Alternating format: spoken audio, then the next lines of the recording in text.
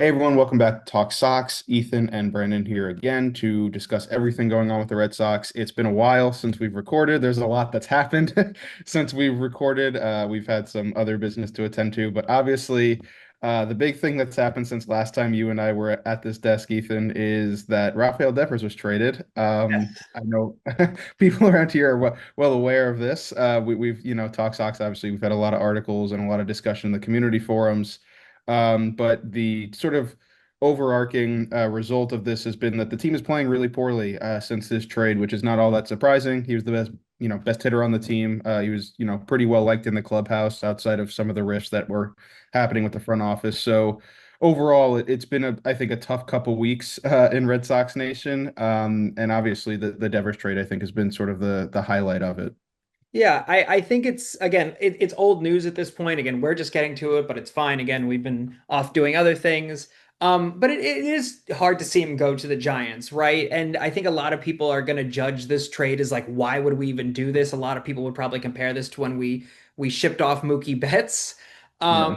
And again, we already kind of see where this trade has taken us because we're on a very long losing streak. And it's unfortunate because in the beginning of the season, if you look back like a month ago, we're doing pretty great. It's really unfortunate. You hate to see it.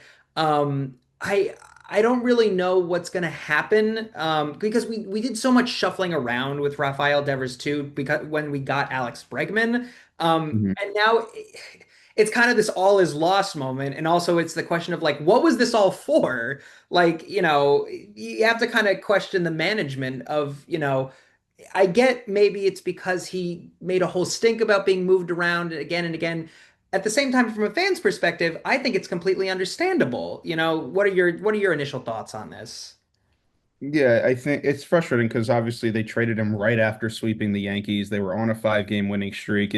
Things looked like they were turning around. Alex Bregman was close to returning. The pitching staff was starting to, the bullpen's really been good.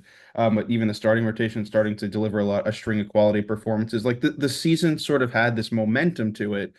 And then it just felt like the front office just took like a bomb and basically put like a brick wall in front of this freight train that was moving, and like it just completely derailed the season. Obviously now they're at the time of this recording, they're on a five-game losing streak after getting swept by the Angels of all teams. Again, it's definitely, as a fan, more, before an analyst or whatever, it's frustrating because 2025 was sort of positioned to be like the first year of like this new era of Red Sox contention. They had Devers, they had Bregman, they had the big three prospects all ready to come up. They traded for Garrett Crochet. There was a lot of momentum heading into this season. And obviously, there were some rough patches, but finally things started to turn around at the start of June.